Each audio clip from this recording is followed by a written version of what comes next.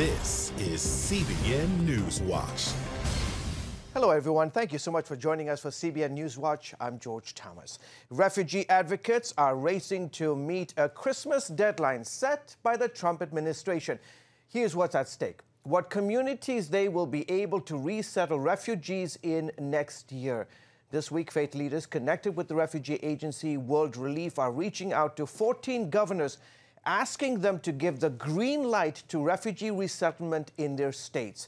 The move comes in the wake of a new executive order from President Trump, which mandates that the state and local jurisdictions provide advance consent if they want to welcome refugees. My colleague Heather Sells has been following this story, and she joins us now with more. Heather, give us the details. Yeah, George, more than 2,500 evangelical leaders are behind this effort, and they are asking governors in 14 states to provide consent for refugee resettlement by the Trump administration's December 25th deadline. So far, 18 governors have done so.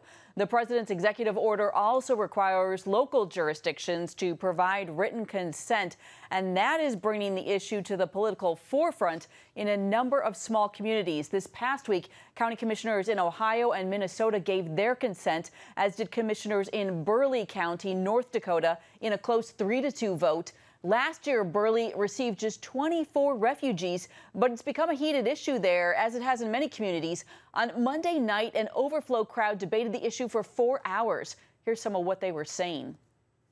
We have seen wars, we have suffered, we have been hungry. So coming to North Dakota is a privilege. And I tell you tonight, don't be selfish. Open your doors to us, because we have seen a lot. Count the homeless people sitting on the benches.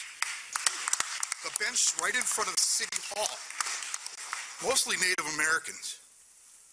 A couple of veterans. Why aren't we taking care of them? They're here already. They're here now. This country, as great as it is, has absorbed refugees and immigrants for several hundred years. And if we no longer believe we can do that, then let's take a grinder to the Statue of Liberty and take them words off the base, because they don't mean anything anymore. And there's also a court fight that is playing out here right now. George, 3 resettlement agencies are suing the Trump administration in a federal court in Maryland, and a judge there could rule on a motion to block the executive order next month. So a lot's up in the air. Pretty Dramatic testimony right there. But Heather, all of this comes at a time when the U.S. is historically receiving very low numbers, right? Right. The Trump administration slashed the annual number of refugees that the U.S. will admit to 18,000 this year, and that is the lowest number since the U.S. began the refugee resettlement program back in 1980. Okay, terrific. Heather, thank you so much for keeping on top of this. Joining me now via Skype with more on this issue is Jenny Yang. She is the Vice President of Advocacy and Policy at World Relief. Jenny, thank you so much for joining us. You've got this Christmas deadline and just 18 states and a handful of local communities giving their consent. Are you concerned that refugees will no longer be welcomed in a number of states and communities next year? I think it is a concern that we have right now because the deadline is so short. We've had only about 3 months in order to work with governors and state authorities to have them provide this consent. But just today, we released a letter to 15 state governors from 2,600 evangelicals saying that they continue to welcome refugees into their states and communities. And most of the responses we received so far have been very positive. And so we're hopeful that governors and mayors and county executives will continue to provide their consent. But again, we're under a hard deadline within about 2 weeks, and we're hoping that this consent is provided as quickly as possible. Yeah, you heard some of that heated debate in that North Dakota meeting. Are you concerned that this executive order is making the issue of refugees even more of a hot political issue?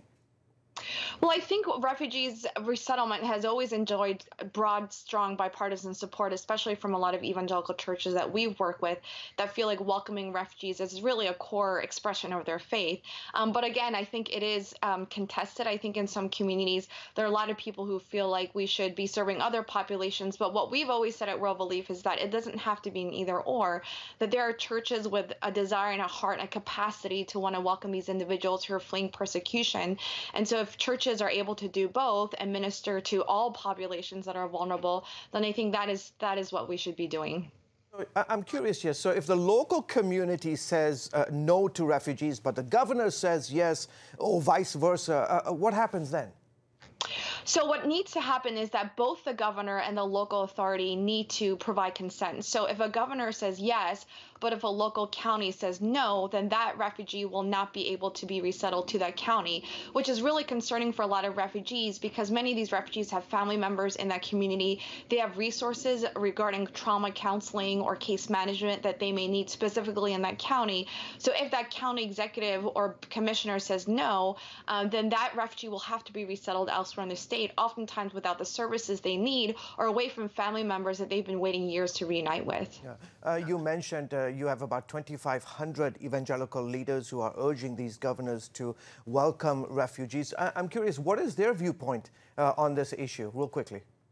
Well, so many pastors have been working with refugees for over decades, and they feel like, especially in this Christmas season, when we know that Jesus himself was a refugee, being able to welcome those who are fleeing persecution into our communities is something that they know how to do. It's something they desire to do.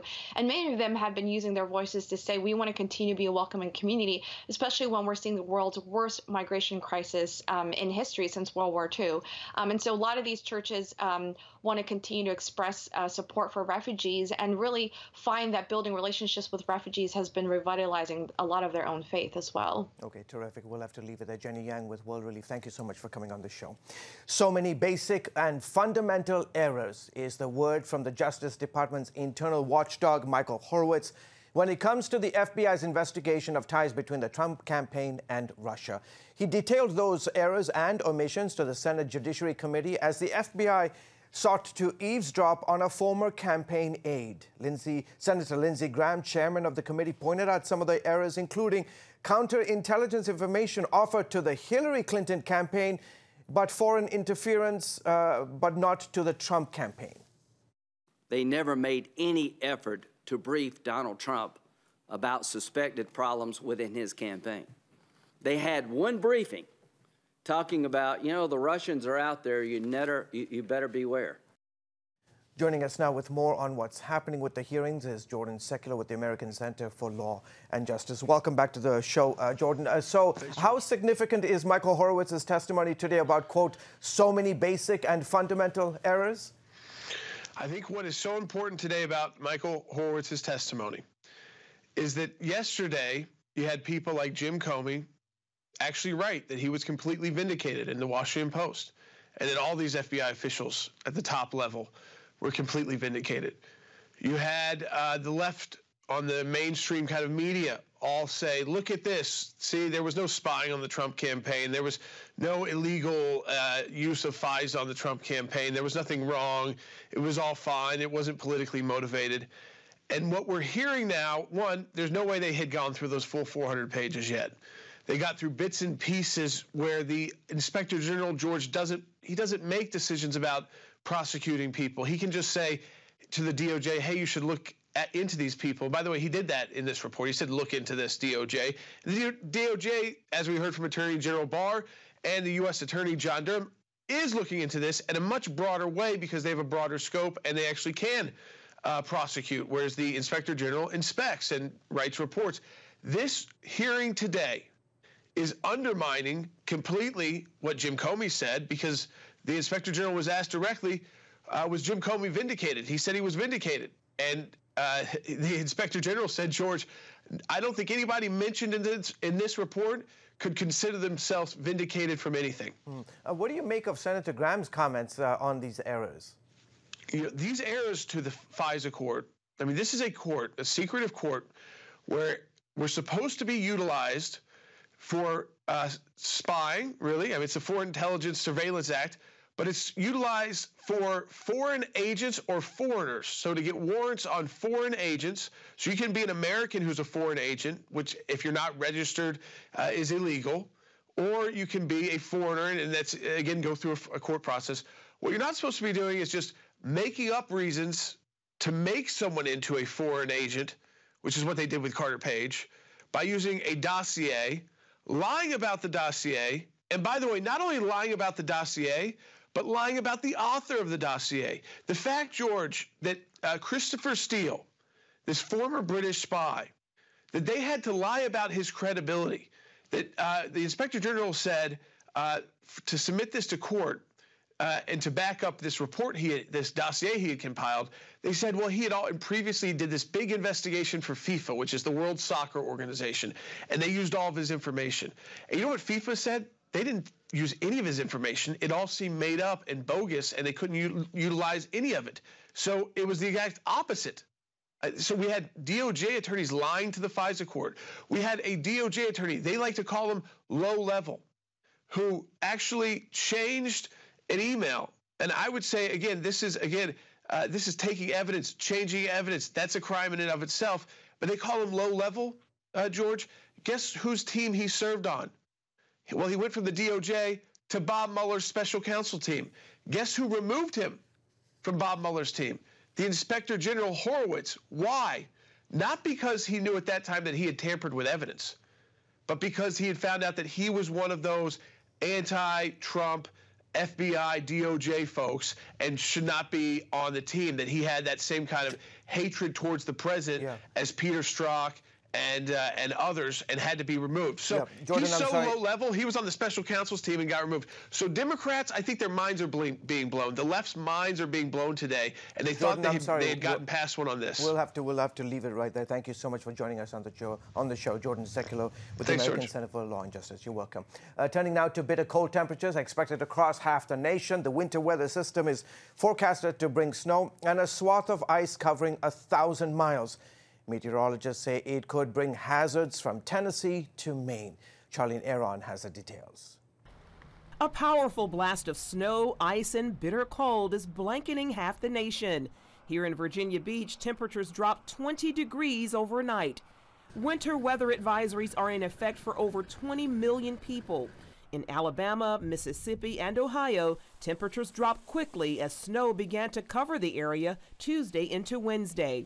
In the Midwest, the National Weather Service says the cold front is bringing an Arctic air mass from the mid-Atlantic through the Northeast. Chill advisories have already been issued for a portion of the Dakotas, where forecasters expect wind chills as low as 40 degrees below zero. Minnesota under a winter storm warning, where a cold clock is showing -2 degrees.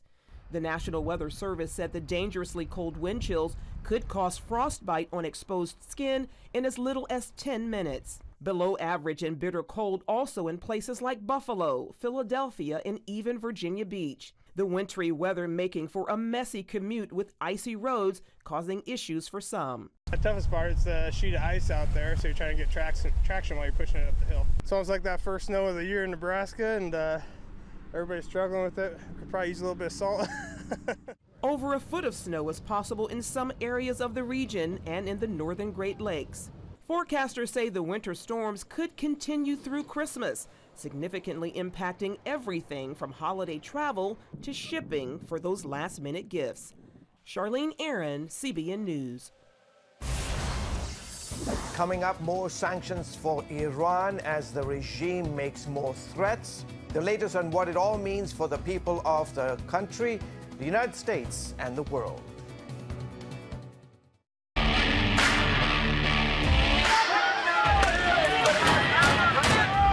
To have sex before you marry is a bad idea.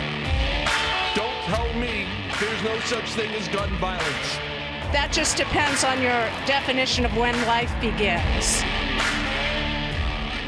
Watch Dan and Dale tackle trending topics that test your faith on the next Faith Wire, Monday night at 9:30.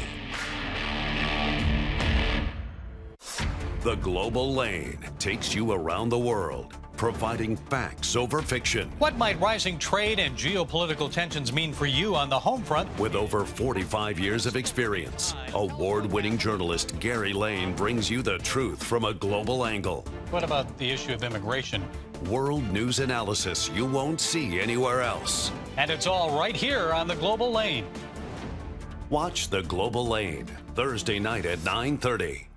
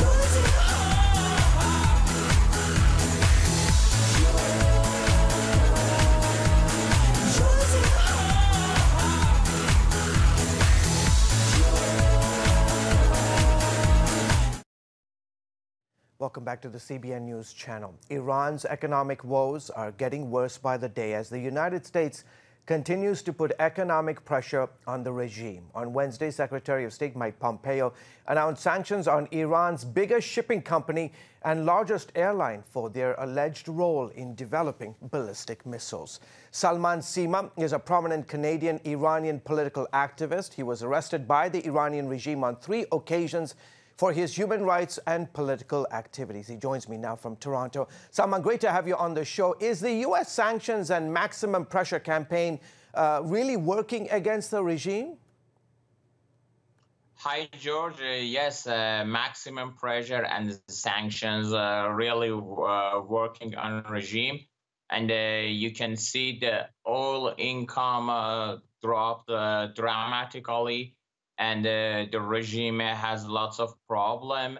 And if you look at the Middle East, you can see that the regime doesn't have enough money to finance a terrorist group like Hezbollah, like Hamas, and they are suffering. Yeah, it has a positive effect on regime, and it reduced the income of the regime. Salman, intelligence experts are warning that Iran could potentially attack U.S. forces and interests in the Middle East in response to these crippling sanctions. What are your thoughts on this? Look at the root of Islamic regime in Iran. From the day one that mullahs took power in Iran, they wanted to export their revolution, and they wanted to export Islamic jihadist idea. The root of terrorism in the Middle East is a Khomeiniism idea. So when Iran's regime took a U.S. embassy, there were no sanctions, and you cannot just go with dealing with mullahs, with IRGC, with those who are the first sponsored terrorists on the world, and you cannot just go for following appeasement. What's the alternative way? If you don't want to continue maximum pressure and sanctioning the regime, what's the alternative way? Alternative way is dealing with the terrorists, dealing with the Islamic regime that from the day one, they attack U.S. interests globally. Yeah. For years, European countries, as you know, have helped Iran circumvent U.S. sanctions. What are the consequences of Europe's continued appeasement of Iran? You can see that there is a big difference between European policy and U.S. administration. And of course, European has lots of benefit in Iran's economy and in Iran's market. And in my opinion, they are sacrificing their long-term interest in favor of short-term interest and benefit. And Iranians will never forget that this was a European country. It was a France that give a safe space and a safe haven to Ayatollah Khomeini that bring this terrific idea and terrific regime to Iran. And of course, I think that if you look at the problem and if you look at what's going on in Europe, for example, the wave of refugee from Syria and the wave of Islamic terrorism in Europe, if you go deeply to the roots, you can see Islamic regime in Iran is the main problem. And I'm not happy to say that, but unfortunately, European countries will pay the cost because you cannot just following appeasement with those who are against your fundamental value. Yeah, Salman, I'm sorry, we'll have to leave it right there. Thank you so much for coming on the show. I hope you will come back again next time. Still ahead, you're welcome. Still ahead, the LA Rams star receiver, his story of faith and how he got the nickname, the Archer. Yeah, I got that. I dance around because I know it. I move around because I got it.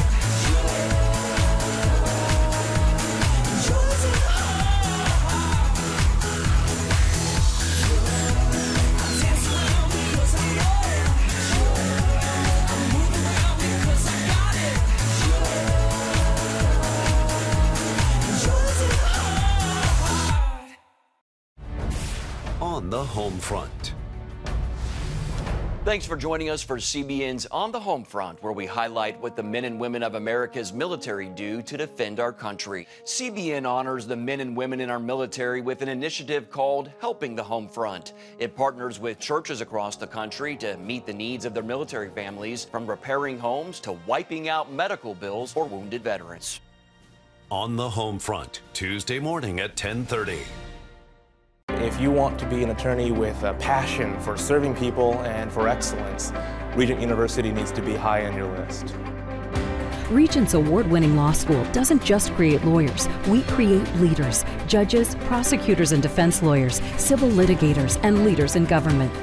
My focus has been trying to really make sure we have the future leaders we need for the bench and the bar and for society generally. You'll learn from highly credentialed leaders who are current and former judges, distinguished scholars, and ACLJ counsel. I'm so glad I chose Regent. The relationships here have been amazing. The faculty have been amazing. Not everybody's called to the same thing when they leave law school, but they're called by a God who has a purpose for their lives, and He is going to use that education to make a difference in the world. Regent will prepare you to be a purpose-driven, practice-ready lawyer. To start your rewarding law career, complete the online application, submit your transcripts, and take the law school admissions test by July. Apply today. Welcome back to the CBN News Channel. The NFL's Brandon Cooks is a record-setting receiver for the LA Rams. He's considered straight as an arrow and just as deadly to his opponents. He has earned the nickname the Archer. He tells Studio 5's Ephraim Graham why it is so significant to him. Wide receiver Brandon Cooks has found record-setting success on 3 different teams: the New Orleans Saints, the New England Patriots, and now the Los Angeles Rams. You know, helped me just develop that mental toughness. Going from different teams, with the Saints in New England, built me, to come here at the Rams and continue to just do that. But at the same time, I'm also been blessed with great coaches, great quarterbacks. It's not all on my doing, but, the guys that surround me to help me, be successful. He credits his speed for his ability to overcome his defenders on the field. It's very critical, especially in my position and, my type of play. Being able to have speed, just to be able to sometimes blow the top off and help my teammates get open. Sometimes those are those type of games that has to be had. So if I can take the top off and draw defenders near me to open up other guys, I think that's very important.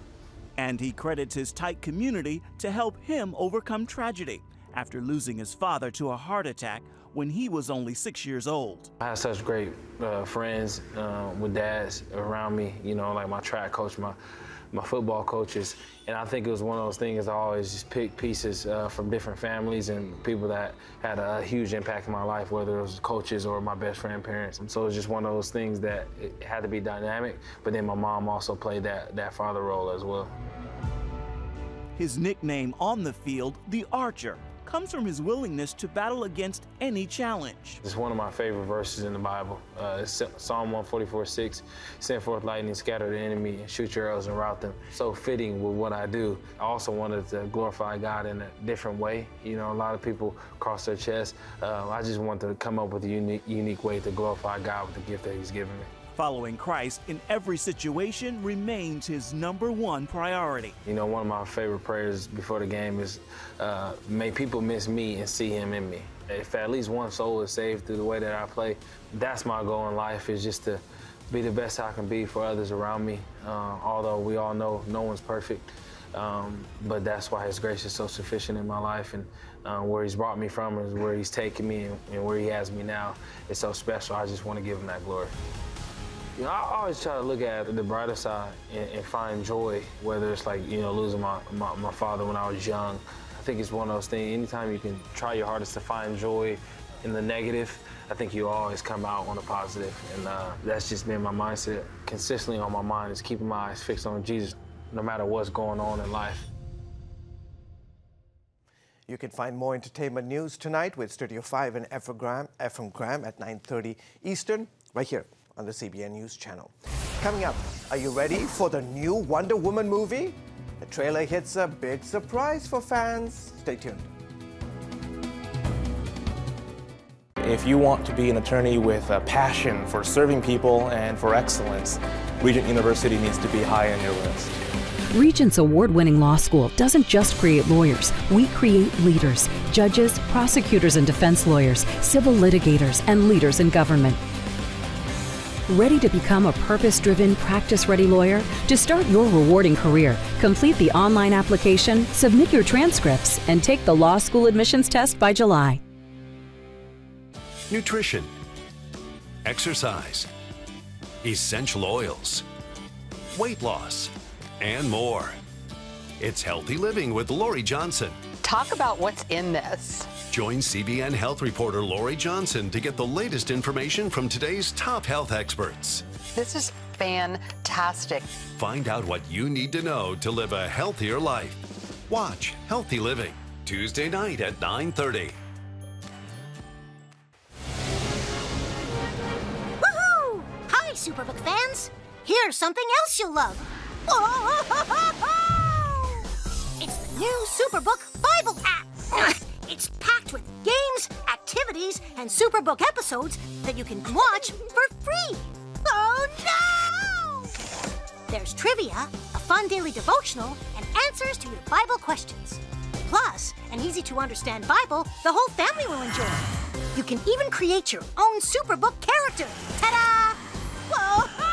Millsburg Falls man. Come. Sorry, pardon me. Sorry, excuse me. Ouch! Are you getting this? Earn super points to win daily prizes, too. And so much more! Time to get back to my adventures. See you soon. It's the new Superbook Bible app. Free downloads on iTunes, Google Play, and Amazon. Well, the next Wonder Woman movie is coming out in the summer of 2020. The much-anticipated movie for fans is called Wonder Woman 1984, starring Israeli actress Gal Gadot. The trailer is now out, and guess what? Diana is reuniting with her first love, Steve Trevor, played by Chris Pine. Whoa, it's a surprise, because I thought the guy died in the first part of the film. Well, he is back. Gadot says it's not a sequel, but a standalone movie. You can find the full trailer, at cbnnews.com. Well, folks, that is it for this edition of CBN News Watch. Thank you so much for joining us. From all of us, just goodbye and God bless.